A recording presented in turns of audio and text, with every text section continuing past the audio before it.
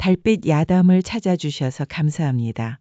행복한 하루 보내시고 편안하고 여유로운 시간 되시길 바랍니다. 옛날 전쟁이 휩쓸고 지나간 국경마을에 부모를 잃은 천둥이라는 어린아이가 있었습니다. 마을 사람들은 모두 죽고 어린 천둥이만 홀로 살아남았죠.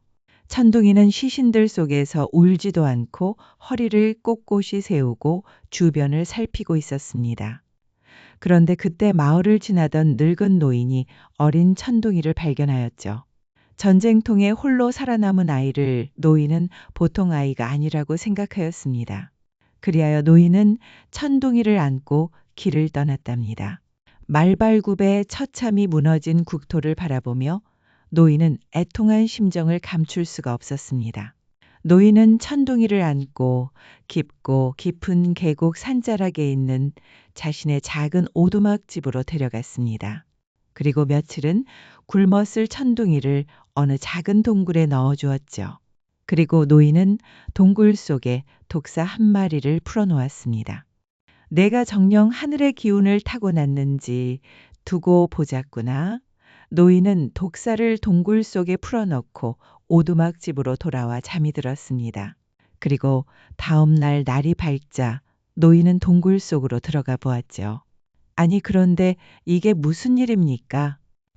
천둥이 앞에는 독사의 껍질만 남아있는 게 아니겠습니까? 천둥이가 독사를 잡아먹은 것이었습니다. 그래, 내 생각이 맞았구나. 너는 하늘의 기운을 타고난 아이였어. 노인은 천둥이를 동굴 속에 놔둔 채 뱀이나 쥐 같은 것을 산 채로 동굴 속에 넣어주었습니다. 그럴 때마다 동굴 속에는 뱀 가죽이나 쥐뼈 같은 것들이 쌓여가고 있었죠.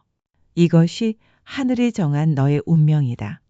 그러니 너는 강인한 사람이 되어야 하느니라. 노인은 천둥이에게 하늘이 선택한 사람이라는 말을 수시로 해주었습니다. 그리고 어려서부터 맹수 같은 사냥 본능을 일깨워주고 있었죠. 그렇게 시간이 흘러 천둥이는 7세가 되었습니다. 그러자 천둥이는 맨손으로 사슴을 잡거나 여우와 늑대 같은 짐승들까지 잡아오기 시작하였죠. 노인은 그런 천둥이에게 때가 되었다고 생각하여 무공을 전수해주기 시작하였습니다. 한때 노인은 흑도사라 불리는 전설 같은 조선 제일검이었습니다. 밤에 소리 없이 나타났다, 소리 없이 사라진다 하여 흑도사라 불렸죠. 그런 흑도사가 마을에 나타나는 날에는 부패한 관리들이 하나 둘 죽어 나갔습니다. 그러다 보니 조정과 관에서는 흑도사를 잡으려 혈안이 되어 있었죠. 헌데 신출규모란 흑도사는 그림자조차 보이질 않았습니다. 그런데 그런 흑도사가 천둥이를 훈련시키기 시작한 것이었죠. 도저히 인간이라면 감당할 수 없는 가혹한 훈련을 시작하였습니다. 천둥아, 오늘은 저쪽 산등선을 넘어가 순놈 호랑이 한 마리를 잡아오거라. 알겠습니다, 사부님. 천둥이는 사부님의 지시를 받고 반대편 산등선을 넘었습니다. 그러자 천둥이 냄새를 맡은 거대한 호랑이 한 마리가 천둥이에게 살금살금 접근을 시작하였죠. 그리고 높은 바위 위에서 호랑이는 천둥이를 향해 몸을 날렸습니다.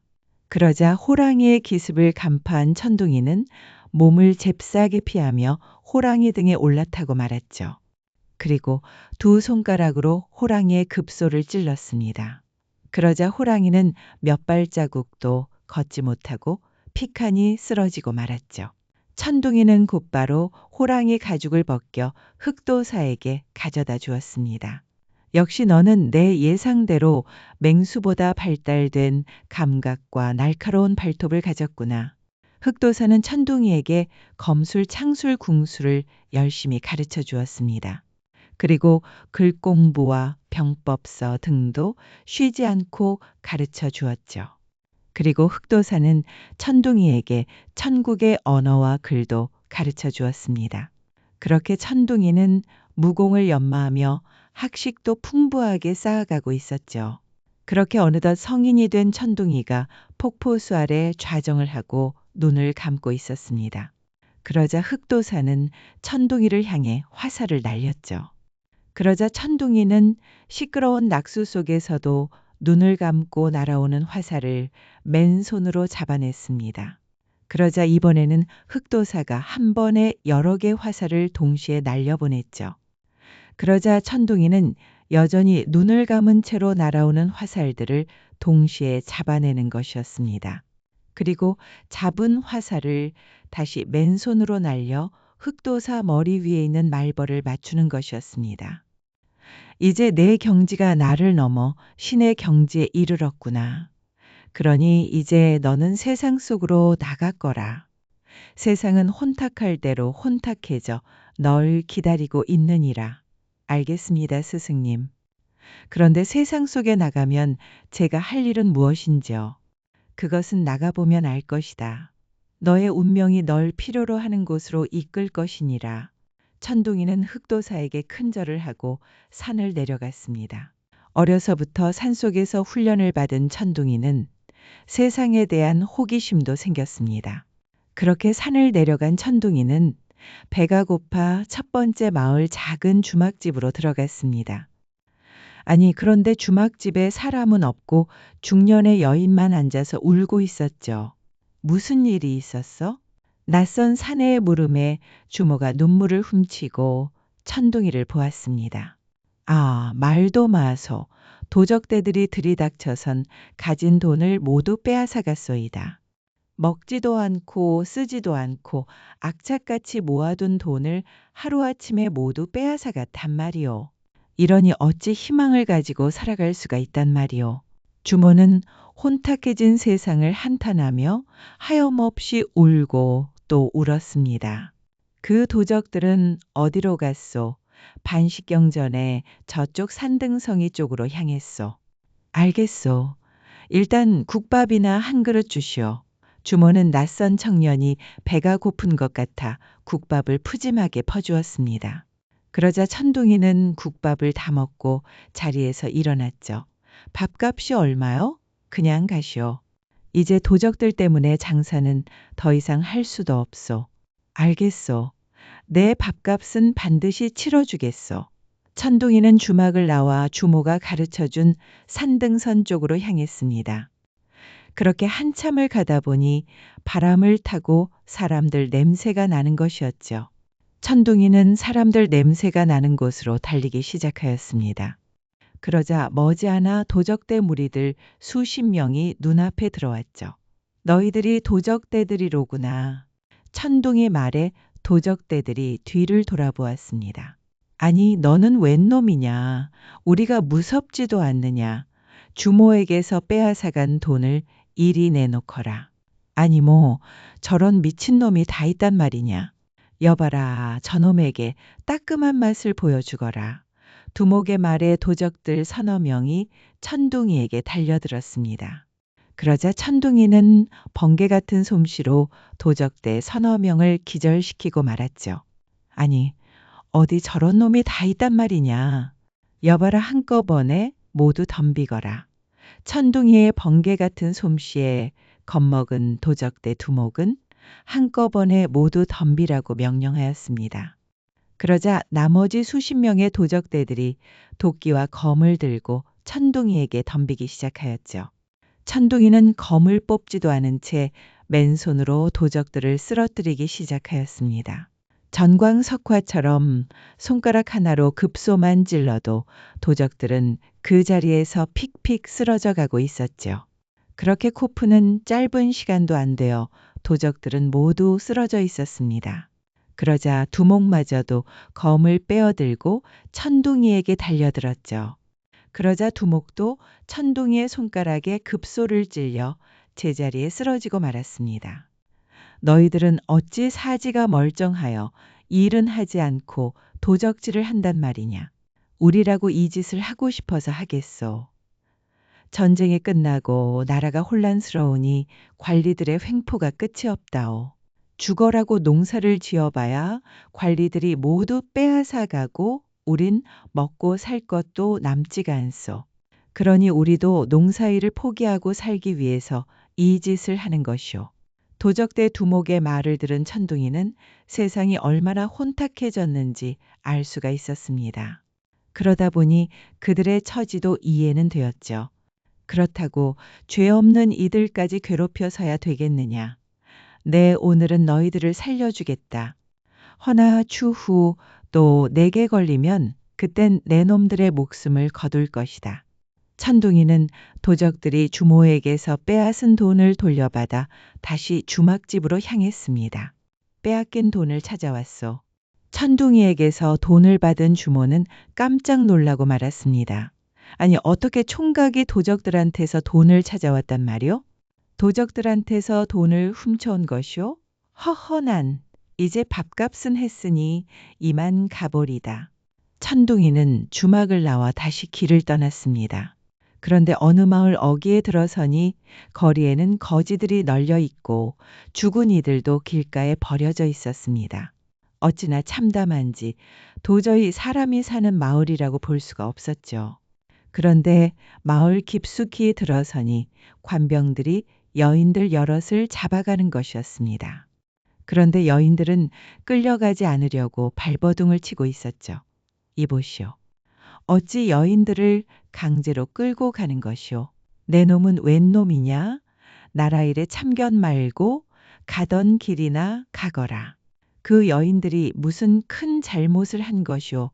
어허, 이놈이 진정 죽고 싶은 것이냐. 이 여인들은 청의 조공으로 바쳐질 여인들이다. 그러니 함부로 나서지 말거라. 아니, 어찌 조선의 여인들을 청에 바친단 말이오?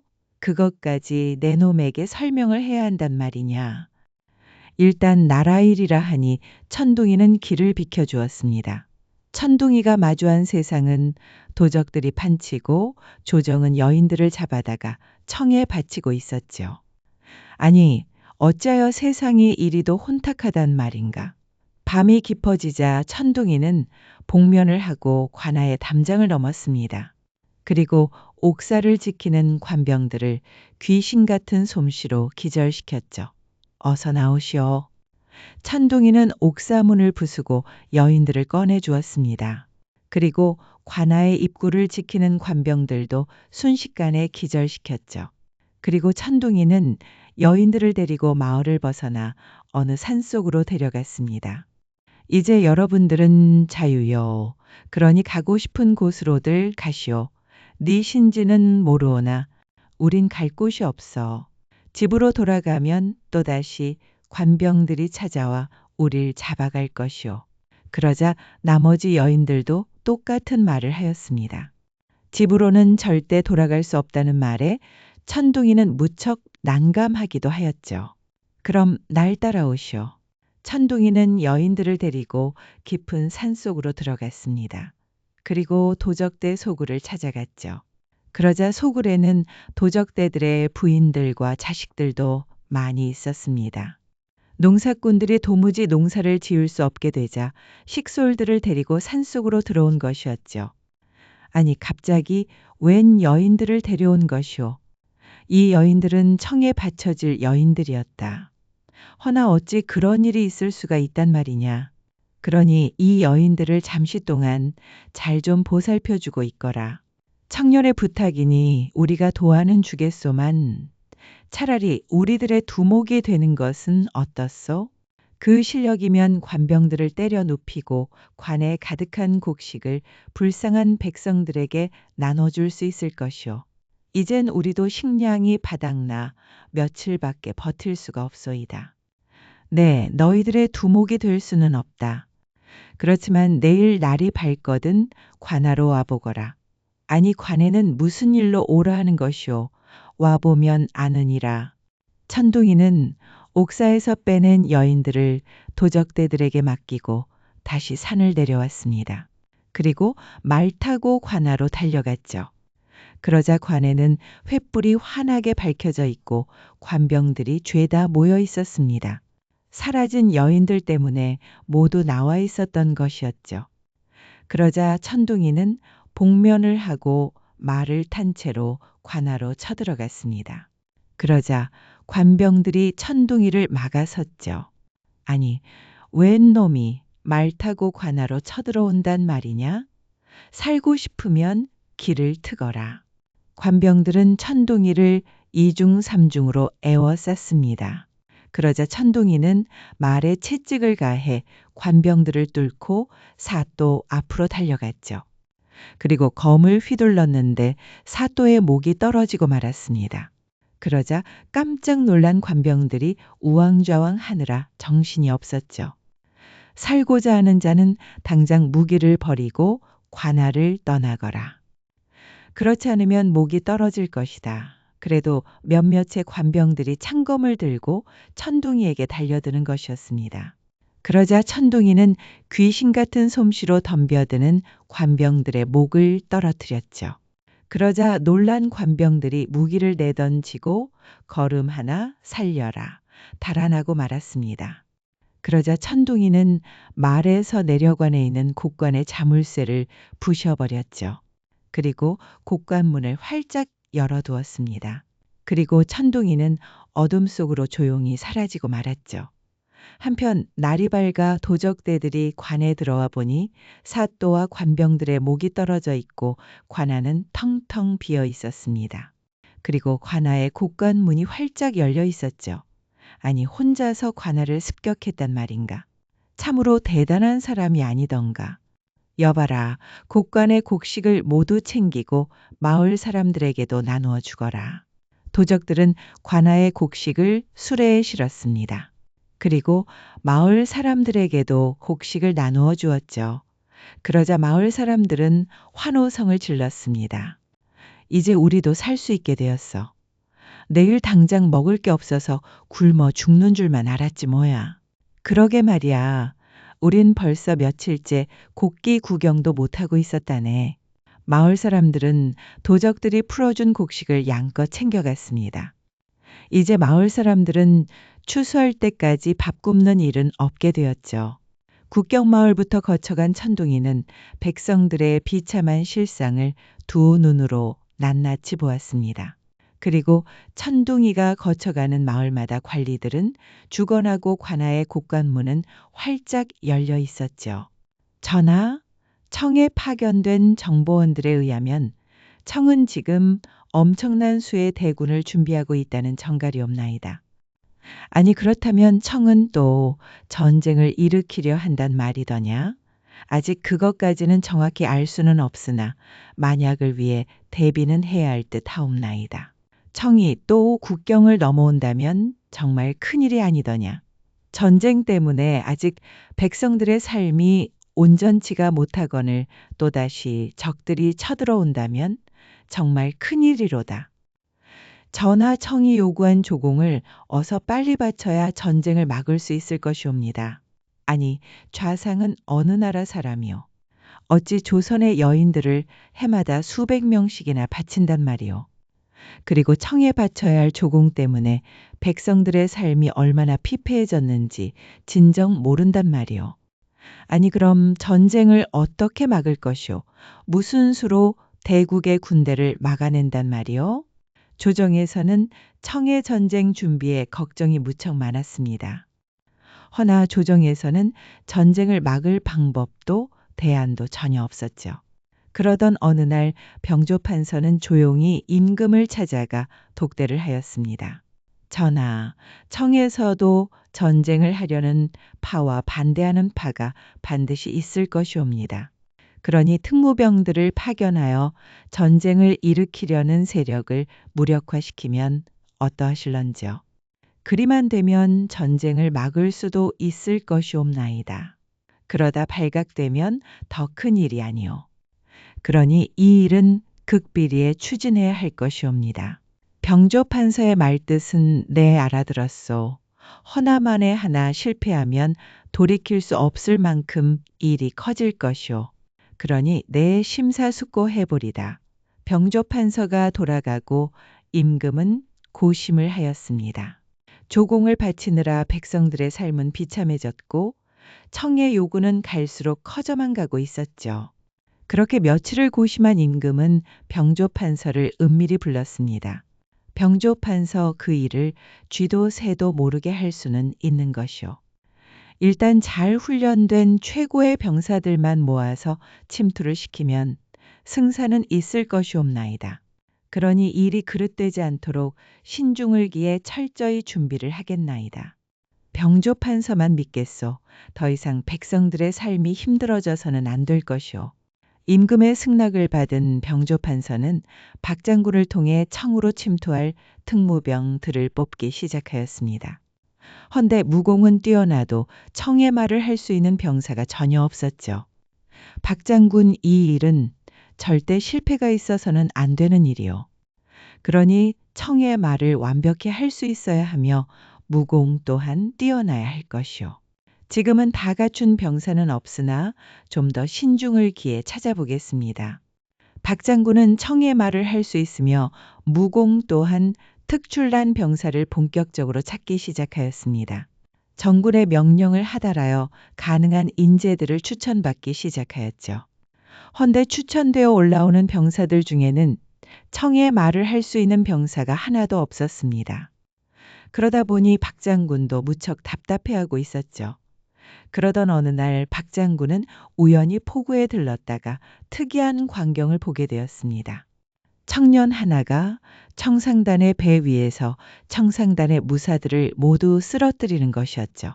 청년의 검을 다루는 실력이 마치 귀신을 보고 있는 듯하였습니다. 그리고 그 청년은 조선의 여인들을 배에서 데리고 나오는 것이었죠. 그런데 포구를 지키던 조선의 관병들이 그 청년을 잡으려 포위를 하는 것이었습니다. 그 모습을 모두 지켜본 박장군은 부하들과 말 타고 포구로 달려갔죠. 멈추거라. 나는 박동수 장군이다. 이 자는 내 수하이니 내가 데려가겠다. 박장군은 관병들을 물리치고 청년이 구출한 여인과 청년을 데리고 포구를 떠났습니다. 그리고 한적한 숲속에 이르자 박장군이 말을 하였죠. 자네는 어디 소속인가? 나는 소속이 없어. 그럼 어찌하여 청상단에게서 조선의 여인들을 구출하였는가? 나라에서 못하니 내가 나섰을 뿐이요. 그럼 자네는 무공을 어디서 익혔는가? 나의 스승님은 흑도사여. 스승이 흑도사라는 말에 박장군은 깜짝 놀라고 말았습니다. 아니, 자네의 스승이 그 전설 같은 흑도사란 말인가? 그렇소. 옳거니 잘 되었네. 그럼 나와 같이 좀 가볼 때가 있네.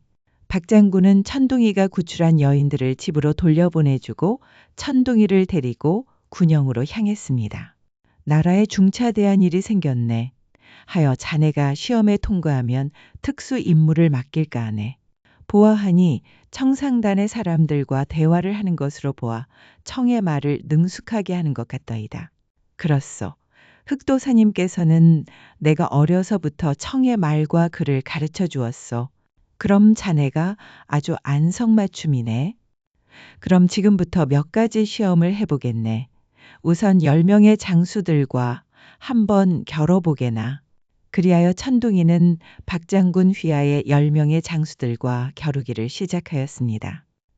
비록 목검으로 겨루었지만 천둥이의 검에 스친 장수들은 순식간에 모두 쓰러지고 말았죠. 정광석화보다 빠른 천둥이의 검을 10명의 장수들이 감당하지 못하였습니다. 천둥이의 검이 어찌나 빠른지 눈 깜짝할 사이에 10명의 장수들은 바닥에 나뒹굴고 있었죠. 하하 되었네. 내 이렇게 무공이 뛰어난 무사는 처음 보았네 그려. 자, 이제 마지막 하나만 더 시험을 해보겠네. 오늘 밤 자네는 병조판서 대감의 집으로 침투하여 병풍 뒤에 있는 문서를 가지고 나오시게. 그곳은 많은 병사들이 지키고 있을 것이야. 허나 누구에게도 자네의 모습을 들켜서는 아니 되네. 알겠어. 천둥이는 밤이 깊어지기를 기다려 검은 복면을 하고 병판 대감의 집 지붕 위로 사뿐히 날아올랐습니다. 그리고 횃불을 들고 보초서는 병사들 뒤로 하고 귀신같이 안방으로 들어갔죠. 그리고 자고 있는 병판을 지나 병풍 뒤에서 문서를 꺼냈습니다. 그리고 소리 없이 지붕으로 날아올라 담장을 넘어 밖으로 나왔죠. 아니, 벌써 문서를 가져온 것이냐? 그래, 널 본 사람은 없더냐 그렇소. 시험이라 해서 하기는 하였지만 도대체 앞으로 내가 할 일이 무엇이여. 박 장군은 병조 판서가 찾는 사람을 드디어 찾은 것 같아 무척 흡족하였습니다. 그것은 병판 대감께서 말씀해 주실 것이네. 그러니 내일 날이 밝거든 내게로 오시게. 천둥이는 군영의 막사로 들어가 잠을 자고 아침이 되어 박 장군을 다시 찾아갔습니다. 날 따라오시게. 그러자 박 장군은 천둥이와 말을 타고 병판 대감의 집으로 찾아갔죠. 대감께서 찾으시는 인물을 드디어 찾았습니다. 그래, 시험을 모두 통과하였느냐? 그렇습니다. 이것이 어젯밤 천둥이가 대감의 집에서 가지고 나온 것입니다. 박 장군은 천둥이가 가져온 문서를 병조 판서에게 주었습니다. 그러자 병조 판서는 문서를 펼쳐보았죠. 그래, 이 문서가 맞느니라. 참으로 신출 규모라구나. 어젯밤 내 방에 누가 다녀간 느낌을 전혀 받지 못했노라. 하하! 병조 판서는 천둥이를 보고 무척 흡족해하였습니다. 이제 자네가 시험에 통과하였으니 자네가 할 일을 말해주겠네. 지금 청에서는 엄청난 대군을 모으고 있다. 모든 준비가 끝나면 머지않아 국경을 넘어올 것이라 보고 있다네. 아니, 그럼 전쟁이 일어나는 게 아니겠습니까? 그리 되면 우리나라는 또다시 위태롭게 될 것이 자명하지. 그러니 적진에 들어가 전쟁을 일으키려는 자들을 사전에 제거해야 하는 것이네. 자네가 목숨 걸고 이 일을 꼭 성공해야만 나라의 불행을 막을 수 있을 것이야. 만약 자네가 성공하지 못하면 이 나라는 끝이 나고 말 것이네. 알겠어. 내 목숨 걸고 해보리다. 자네를 도와줄 장수 20명이 이미 대기 중이네. 그럴 필요 없어. 난 혼자가 편하오. 천둥이는 홀로 움직이다 보니 누군가와 같이 뭘 한다는 것이 오히려 불편하였습니다. 그리하여 천둥이는 홀로 청으로 향하는 배에 올라탔죠. 망망대해를 지나 청으로 들어간 천둥이는 궁에서 가까운 곳에 거처를 마련하였습니다. 그리고 주점 등에서 전쟁 준비에 관련된 정보를 수집하기 시작하였죠. 그러던 어느 날 주점에 들어온 관리들 입에서 전쟁에 관한 이야기들이 흘러나왔습니다. 황제께서는 또 전쟁을 하려 하는 것인가? 뭐 그게 황제의 뜻이겠는가? 몇몇의 대신들이 황제의 귀를 막고 자신들의 이권 때문에 일을 벌이려는 게 아니겠는가? 청 관리들의 이야기를 들은 천둥이는 전쟁을 일으키려는 사람이 황제가 아니라는 것을 알 수가 있었습니다. 그리고 3명의 대신들이 자신들의 권력과 이권 때문에 전쟁을 일으키려는 것도 알 수가 있었죠. 그리하여 천둥이는 전쟁을 일으키려는 대신들의 뒤를 조용히 조사하기 시작하였습니다. 왕 대신, 손 대신, 곽 대신, 3가문에 의해서 전쟁이 준비되고 있었기 때문이었죠. 천둥이는 극비리의 3가문에 문양이 새겨진 화살촉을 각각 수집하였습니다. 그렇게 몇 달 동안 3 대신들의 동태를 모두 파악한 천둥이는 곧바로 실행에 들어갔습니다. 제일 먼저 3명의 대신들 중 가장 권력이 센 왕 대신의 집을 첫 번째 목표로 삼았죠. 그리고 밤이 되자 천둥이는 왕 대신의 집 지붕 위로 숨어 들어갔습니다. 그리고 왕 대신의 장자를 향해 손 대신 가문의 화살을 날려보냈죠. 그러자 왕 대신의 장자가 그 자리에 쓰러져 목숨이 끊어지고 말았습니다. 쥐도 새도 모르게 화살을 날린 솜씨는 정말 귀신도 감탄할 정도였죠. 그러자 손 대신 가문의 화살에 장자가 죽은 왕 대신 집안은 벌집을 쑤신 듯 난리가 나고 말았습니다. 그리고 이성을 잃은 왕 대신은 손 대신에게 복수를 하기 위하여 사병들을 모으기 시작하였죠. 그 모습을 확인한 천둥이는 곧바로 말 타고 달려가 이번에는 손 대신의 집으로 숨어 들어갔습니다. 그리고 손 대신의 집 지붕 위로 올라가 이번에는 곽 대신 가문의 화살촉을 손 대신 장남에게 날렸죠. 그러자 곽 대신 가문의 화살촉에 손 대신 가문의 장남이 목숨을 잃고 말았습니다. 그러자 손 대신도 화가 잔뜩 나 곽 대신에게 복수하기 위하여 사병들을 모으기 시작하였죠. 손 대신도 걸려들었군. 손 대신도 걸려든 것을 확인한 천둥이는 말 타고 이번에는 곽 대신의 집으로 달려갔습니다. 그리고 곽 대신의 지붕 위로 사뿐히 날아올라 왕 대신 가문의 화살로 곽 대신의 장남을 쏘았죠. 그러자 곽 대신의 장남도 그 자리에서 목숨을 잃고 말았습니다. 그러자 곽 대신의 집 안도 벌집을 쑤신 듯 난리가 나고 말았죠. 천둥이는 마치 형체를 볼 수 없는 귀신 같은 솜씨였습니다. 그리하여 세 명의 대신들은 서로 목숨 건 전쟁을 시작하였습니다.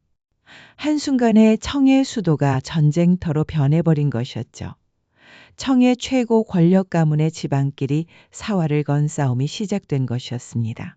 그 일로 인해 세 가문은 쑥대밭이 되었고 결국 황제로 인해 세 가문은 몰락하고 말았죠. 그리고 전쟁을 위해 모였던 천국의 대군이 해체되는 것을 천둥이는 두 눈으로 확인하였습니다. 그리고 다시 배를 타고 조선으로 향했죠. 어서 오시게 천둥이 자네의 활약을 익히 들었네. 참으로 대단하이.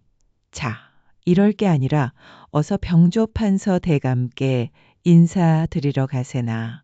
천둥이는 박장군과 함께 말 타고 병조판서 집으로 달려갔습니다. 그러자 병조판서는 이미 술상을 거하게 준비를 해놓고 있었죠. 어서 오시게 천둥이, 내 오늘처럼 기쁜 날이 또 있을까 싶네. 하하! 자네는 도대체 얼마나 대단한 능력을 가진 것인가. 혼자서 전쟁을 막아내다니. 참으로 놀라지 않을 수가 없구만. 하하!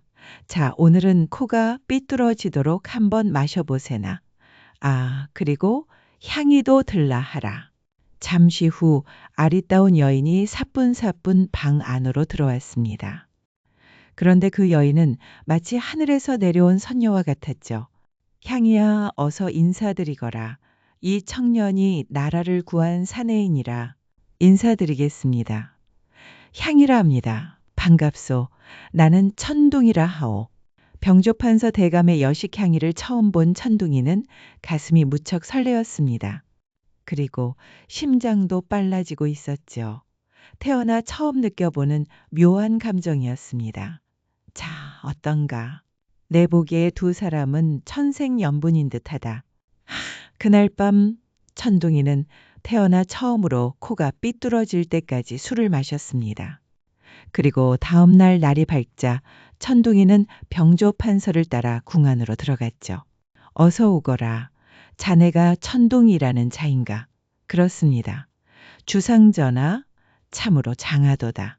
자네가 이 나라 조선을 구했노라. 내 자네에게 어찌 포상을 해주면 좋을꼬. 제겐 포상을 해주지 않으셔도 됩니다. 주상전하, 단지 청의 조공을 위해 억울하게 붙들려가는 조선의 여인들이 불쌍할 따름이 없나이다. 그것은 나에게도 참으로 가슴 아픈 일이도다. 이 모든 것이 내가 부족하고 나라의 힘이 약한 데서 비롯된 일이니라. 그러니 앞으로 부강한 나라가 될 수 있도록 나도 최선을 다할 것이다. 황공하 없나이다. 주상전하, 천둥이는 한양의 대궐 같은 기와집을 하사받았습니다. 그리고 내금이 종사관이 되었죠. 그리고 천둥이의 청으로 임금은 도적대가 된 농민들도 모두 면책을 시켜주었습니다. 그리고 천둥이는 병조판서의 외동딸 향이와 혼례를 올렸죠.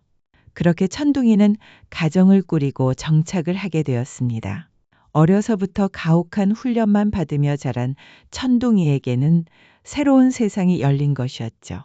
그렇게 천둥이는 달콤한 신혼생활을 하고 있었습니다. 그리고 몇 달이 흐른 어느 날 임금이 극비리의 천둥이를 불렀습니다. 그리고 임금을 만나고 돌아온 천둥이가 부인에게 말했죠. 이보 부인, 내 잠시 멀리 다녀올 때가 있어. 얼마나 멀리 가시는지요? 또 언제쯤이나 돌아오시는지요? 그건 나도 아직 모르하나 최대한 빨리 돌아올 수 있도록 노력하겠소. 그러니 나 없는 동안 보고 싶다고 울지는 마시오. 내 말 하지 않아도 알겠죠. 절대 한눈 팔기 없기요 알겠소. 내 당신을 두고 절대 한눈 파는 일은 없을 것이오. 그렇게 천둥이는 긴 여정을 위해 배에 올라탔습니다. 임금의 특명을 받은 천둥이는 이번에는 어떤 임무를 받았을까요? 그렇게 천둥이가 탄 배는 점점 멀어져 가고 있었습니다. 유명한 소설가이자 작가인 로렐 캐밀턴은 이런 말을 남겼습니다. 왜 그토록 많은 악한 사람이 겉모습은 매력적이고 예쁜 걸까? 마치 독이 든 사탕처럼 혹자들은 성악설과 성선설을 각각 주장하고 있습니다. 인간은 선하게 태어나 악을 배우게 된다는 성선설이 있습니다. 그리고 또 하나는 인간은 악하게 태어나 선을 배운다는 성악설이죠. 어떻게 태어났든 인간은 살아가면서 누구나 악보다는 선을 좋아하게 됩니다. 그래서 악은 멀리하고 피하는 것이죠. 하지만 선을 위장한 악한 사람을 해밀턴은 독이 든 사탕이라 지적하고 있는 것입니다. 우리가 살아가면서 가장 어려운 것 중에 하나가 사람의 속을 아는 게 아닐까요? 그러니 사람의 속을 볼 줄 아는 눈이 살아가면서 꼭 갖춰야 할 지혜가 아닌가 생각합니다. 다음 이야기로 함께 여정을 계속합니다. 옛날 어느 작은 마을에 특별한 능력을 가진 소년이 살았습니다. 소년은 가난한 박선비의 하나밖에 없는 늦둥이 천경이라는 아이였죠. 어느 날 천경이는 또래 아이들과 놀고 있었습니다. 천경아, 우리 강으로 수영하러 가자. 창수의 말에 천경이는 뭔가 골똘히 생각하는 듯 하였습니다. 아니야, 오늘은 수영하고 싶지 않아. 그리고 아버님이 주신 책도 공부해야 해. 그래, 수영을 제일 좋아하는 내가 안 간다고 하니 오늘은 나도 집이나 일찍 가야겠다. 그날 바로 강둑이 무너져 물난리가 나고 말았답니다. 만에 하나 수영하러 갔었다면 물에 휩쓸려 살아남지 못했죠. 천경아, 내 말 명심 또 명심하거라. 내 능력을 다른 사람이 알면 절대 안 되느니라. 명심 또 명심하겠습니다. 그러니 너무 염려하지 마시오. 천경이에게는 특별한 능력이 있었습니다. 사람의 얼굴만 보아도 그 사람의 앞날이 보이는 것이었죠. 그러다 보니 박선비는 권력 있는 사람들이 천경이의 능력을 알게 되면 천경이가 위험해질 것이라 생각한 것이었습니다. 그리하여 박선비는 천경이를 품에 꼭꼭 싸매고 애지중지 키웠답니다. 그러던 천경이가 어느덧 18세가 되었습니다. 그 사이 박선비도 명이 다해 노안으로 세상을 뜨게 되었죠. 그러다 보니 홀로 된 천경이는 개나리 보찜을 메고 고향 마을을 떠났습니다. 그리고 팔도 유람을 시작하였죠. 아버지 때문에 마을 밖을 벗어날 수 없었던 천경이는 이제 자유롭게 세상을 경험하고 싶었던 것이었습니다. 그렇게 전국을 구경하고 한양에 다다르니 경비도 바닥나는 것이었죠. 그러자 천경이는 한양의 어느 투전판을 찾아갔습니다. 나도 한판 놀아봅시다. 투전꾼들은 천경이를 위아래 한번 훑어보더니 그러라고 하는 것이었죠. 처음 보는 얼굴이기는 한데 자신 있으면 한번 해보시오. 천경이는 투전판에 앉아 투전꾼들의 얼굴을 유심히 보았습니다. 그리고 남은 열량을 꺼내 투전을 시작하였죠. 처음에는 천경이가 9량을 잃었습니다. 그리고 남은 한 양으로 다시 시작하였죠. 그리고 시간이 얼마나 흘렀을까. 투전꾼들의 돈이 다 떨어지는 바람에 투전판이 끝나게 되었죠. 아니 그런데 이게 뭔 일이랍니까? 투전판에 판 돈이 모두 천경이에게 와 있는 게 아니겠습니까? 오늘 덕분에 재미있게 잘 놀았습니다. 오늘 딴 돈에서 내 반만 가져가리다. 나머지는 많이 잃은 사람 순으로 나눠 가지시오. 고맙소. 돈을 따서 이렇게 관대한 사람은 처음이요. 이름이 무엇이오? 나는 박천경이라 하오. 혹여 더 큰 판에서 해보고 싶은 생각은 없소. 그 말에 천경이도 혹하는 것이었죠. 크다면 얼마나 큰 것이오. 고관 대작들과 돈 많은 양반들만 노는 차리오. 보아하니 양반 같아 말씀드리는 것이오. 조서 한번 해보죠. 투정꾼 최 씨는 천경이가 예사롭지 않아 보였습니다. 젊은 청년이 무청 예의 바르고 관대함까지 갖춘 것으로 보아 그릇이 남달라 보이는 것이었죠. 그럼 금월 보름날 밤에 서평로로 찾아오시오. 알겠소. 그리하겠소. 그렇게 더 큰 판을 약조한 천경이는 투전판을 나왔습니다. 그리고 주막을 향해 가고 있었죠. 아니 그런데 한참을 가다 보니 웬 거지가 다가와 동냥을 하는 것이었습니다. 그런데 거지의 얼굴에서 보이는 것은 앞으로 거대한 상단을 갖게 되는 거부였죠. 어쩌다 구걸을 하게 된 것이요. 그러자 거지가 머뭇거리다가 입을 여는 것이었죠. 나는 본래 과거를 준비하던 이선비라 하오. 허나 가세가 기울어 어머님도 병들고 식량도 다 떨어져 이렇게 구걸을 하게 되었소이다. 거지 이선비의 사정을 들은 천경이는 이선비가 너무 안 돼 보이는 것이었죠. 내가 20냥을 줄 터이니 이걸 가지고 남쪽 끝으로 가시오. 그곳에 가면 말린 미역들이 많을 것입니다. 그 말린 미역을 한양까지 가져올 수만 있다면 앞으로 큰 돈을 벌게 될 것이오. 일이 고마울 때가 다 있어. 네, 꼭 시키는 대로 해보겠소이다. 이름이 무엇이오? 나는 박천경이라 하오. 알겠소. 네, 그 이름 석자 꼭 기억하리다. 그렇게 거지를 보내고 보름날이 되자 천경이는 기생집 서평로를 찾아갔습니다. 어서 오시오, 박선비. 이분이 과거 시험을 준비하고 있는 박선비라는 분입니다. 듣자 하니 실력이 좋다 들었소. 어디 오늘 실력 좀 한번 봅시다. 그래봐야 천민들이나 하는 콩만한 판에서나 좋은 것 아니겠소? 이렇게 큰 판에서는 엄두도 내지 못할 것이다. 저는 미천한 실력이니 한 수 가르쳐 주시면 감사히 배우겠습니다.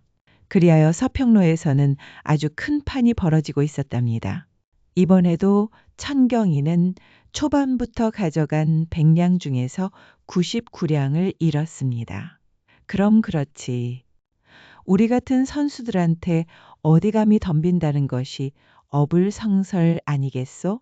그런데 고관대작의 말이 끝나자마자 천경이의 우세가 점점 많아지는 것이었습니다. 그렇게 시간이 얼마나 지났을까 고관대작의 돈은 모두 천경이 앞에 가 있는 것이었죠. 좋기 천량은 되었습니다. 듣던 대로 보통 실력이 아니요. 실력이 아니라 눈속임 하는 건 아니야? 눈속임이 있었다면 내 눈에 걸렸을 것이오. 헌데 단 한 번도 눈속임은 없었소이다. 그러니 실력으로 이긴 게 맞는 것이오. 뭐 포도대장께서 그리 말씀하시면 맞는 것이겠죠.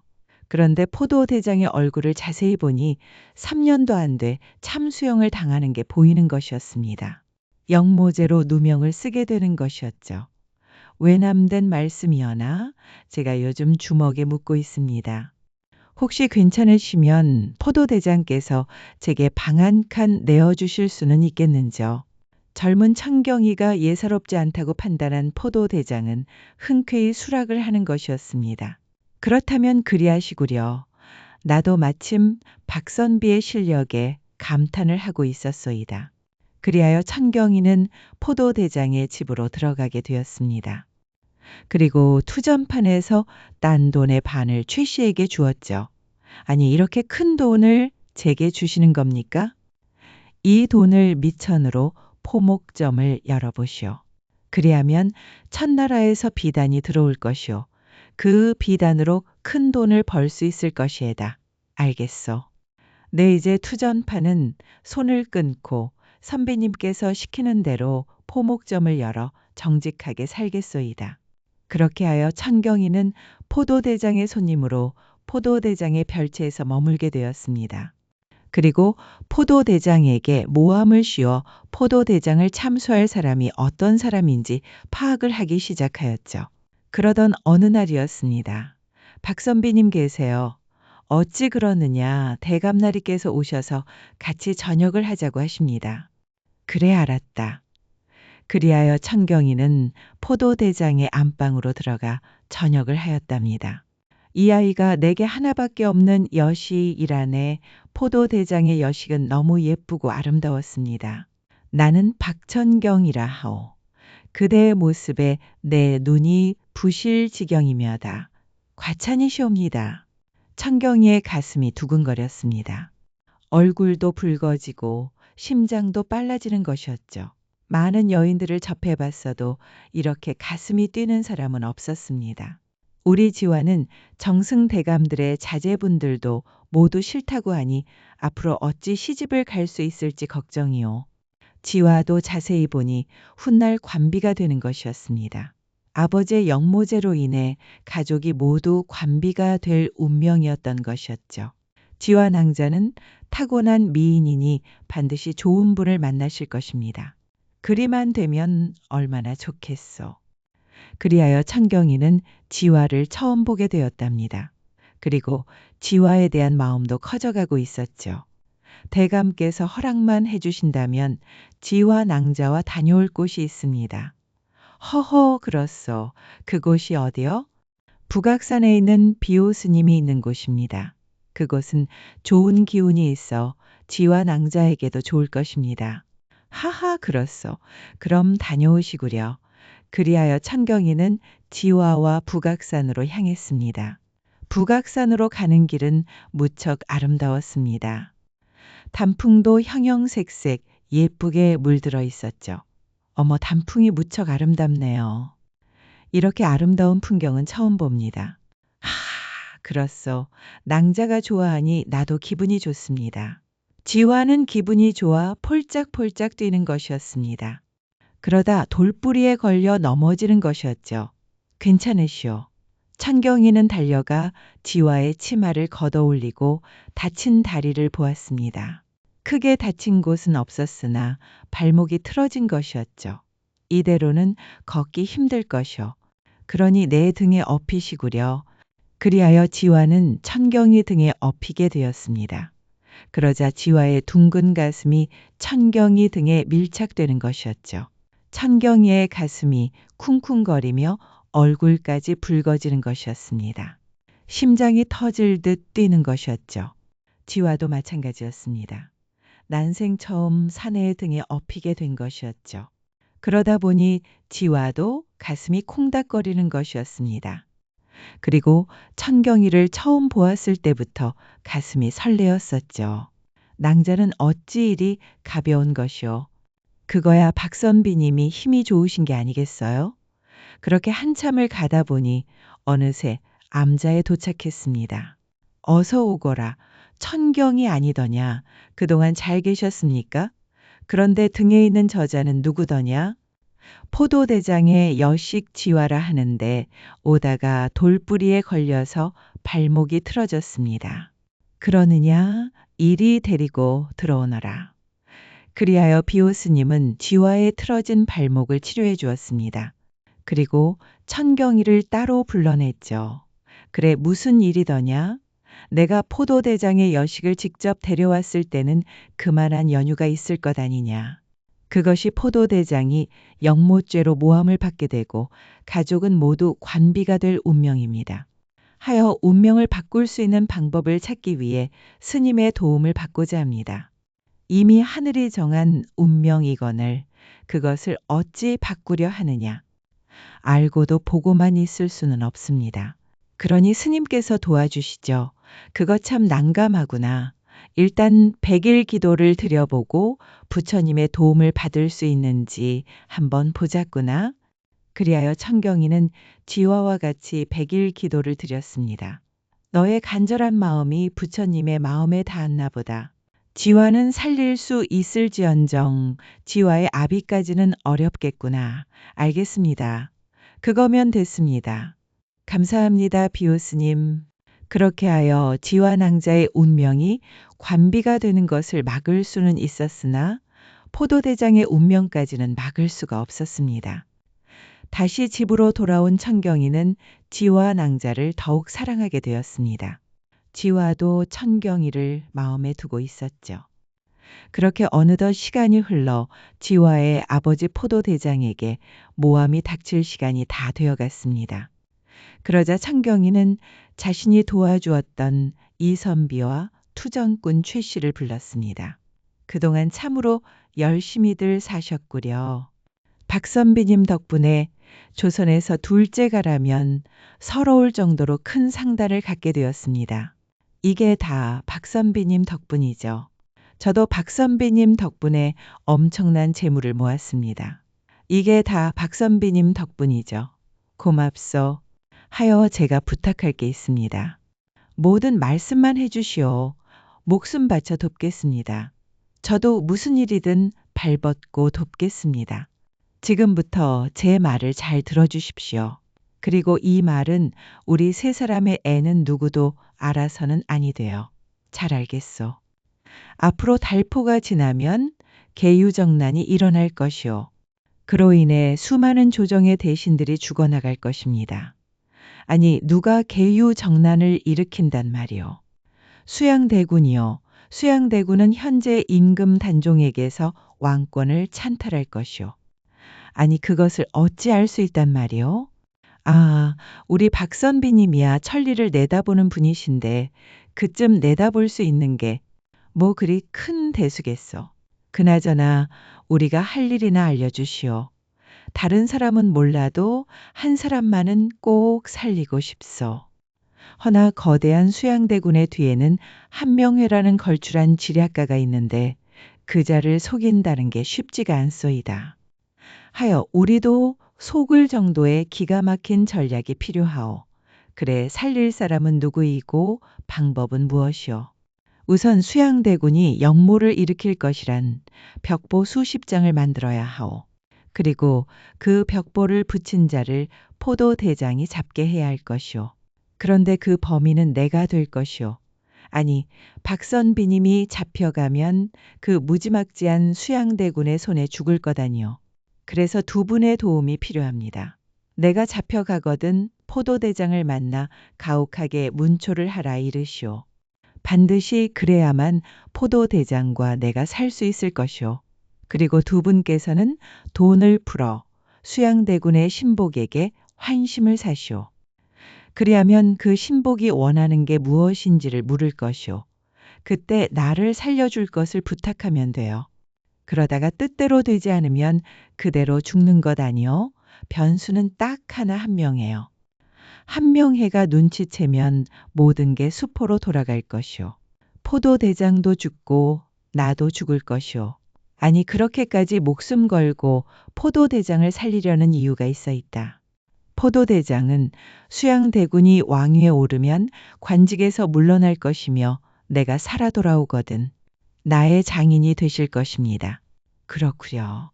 그런 사정이 있구려. 알겠소.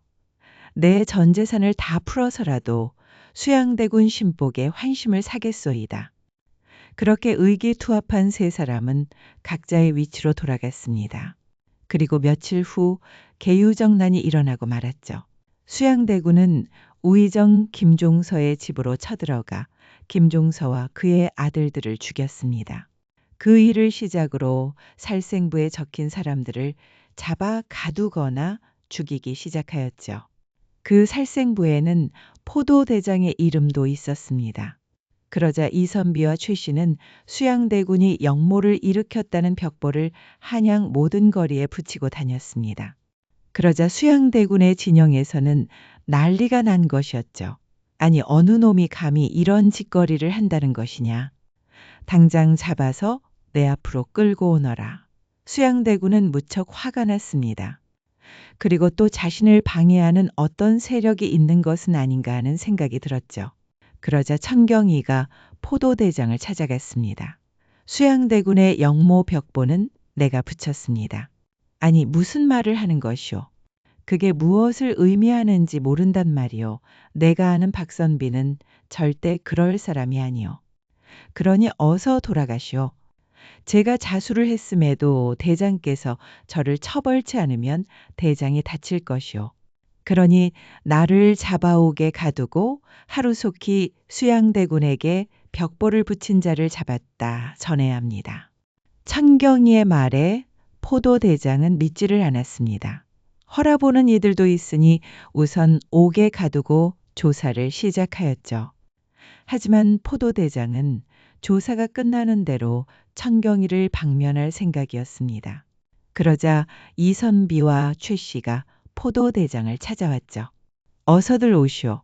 한양의 거상들께서 어찌 찾아오신 것이오. 저는 박선비에게 은혜를 크게 입은 사람입니다. 박선비님께서 며칠 전에 저희들을 찾아왔었습니다. 그리고 대장께서 박선비를 가혹하게 문초를 하지 않으면 포도대장과 박선비 둘 다 죽을 것이라 했습니다. 그러니 두 분이 사실 수 있는 길은 포도대장께서 박선비를 가혹하게 문초하는 길이라 했습니다. 그 말을 나보고 믿으란 말이오. 가당치도 않소이다. 만약 그리하지 않으면 박선비는 살아나질 못한다 하였소. 만에 하나 박선비가 죽으면 그것은 포도대장께서 죽인 것이니 내 모든 것을 걸고서라도 포도대장께 복수하겠소이다. 포도대장은 두 사람의 말을 듣고 너무도 혼란스러웠습니다. 도저히 상식적으로는 납득이 되지 않는 것이었죠. 허나 가혹한 문초만이 자신도 살고 박선비도 살릴 수 있다 하니 포도대장은 납득이 안 되어도 박선비를 살려야겠다고 생각하였답니다.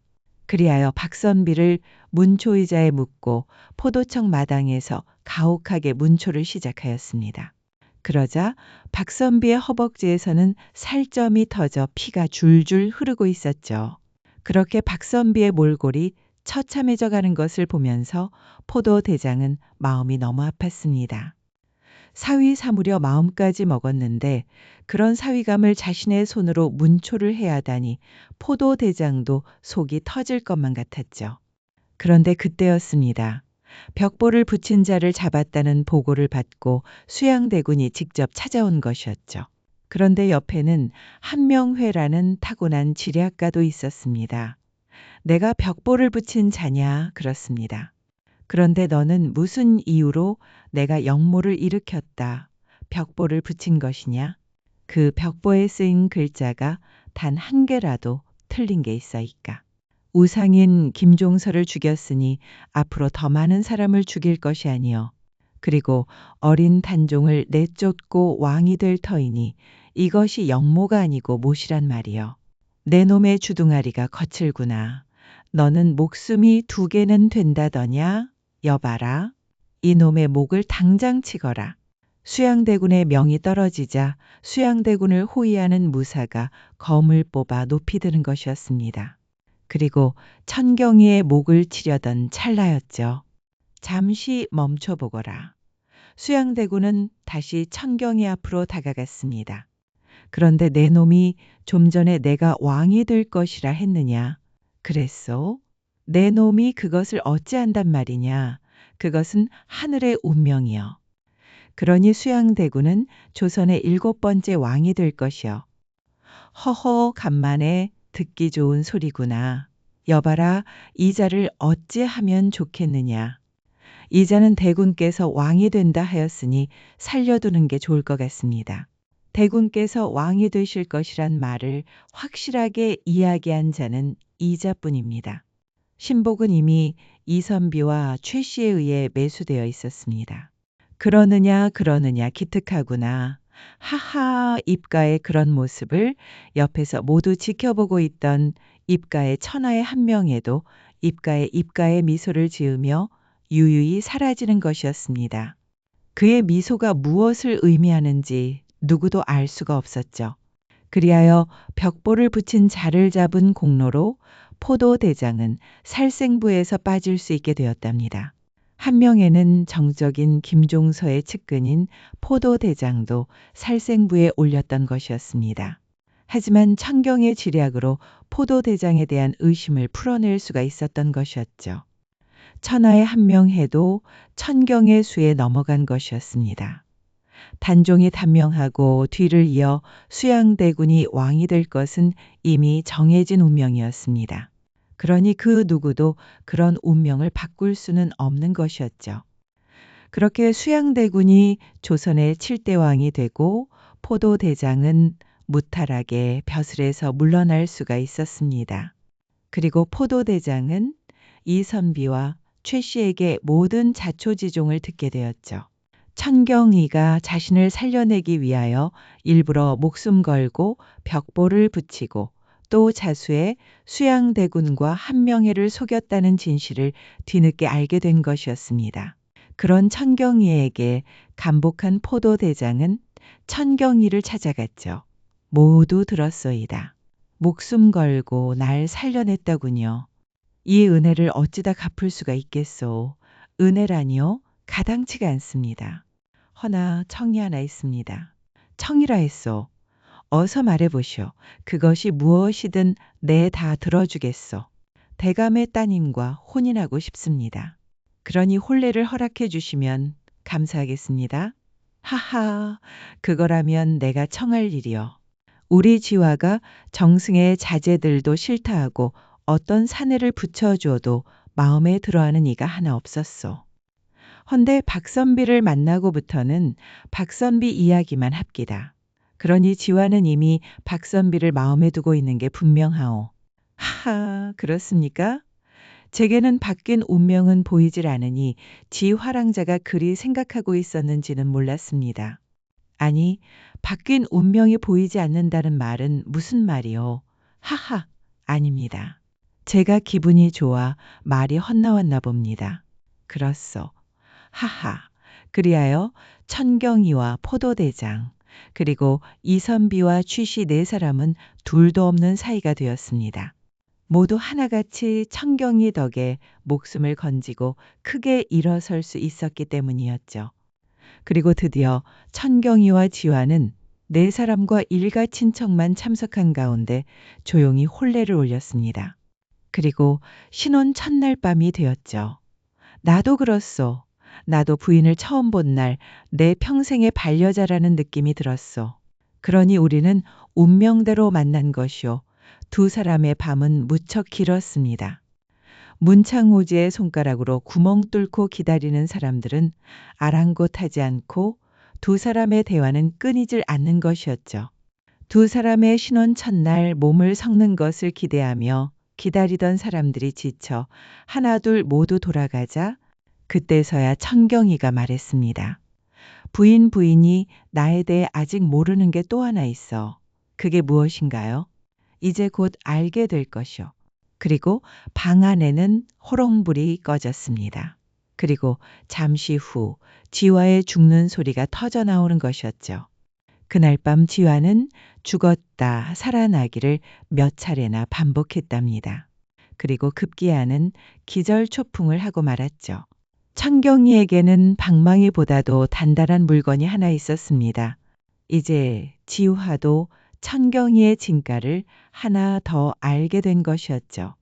천경이는 아버님의 뜻에 따라 다른 이의 운명을 보는 능력을 죽을 때까지 드러내지 않았습니다. 헌데 천경이의 막내 아들이 그 능력을 가지고 태어난 것이었죠. 그리하여 천경이도 막내 아들을 불러 단단히 교육을 했답니다. 내 능력을 그 누구도 알아서는 안 되느니라.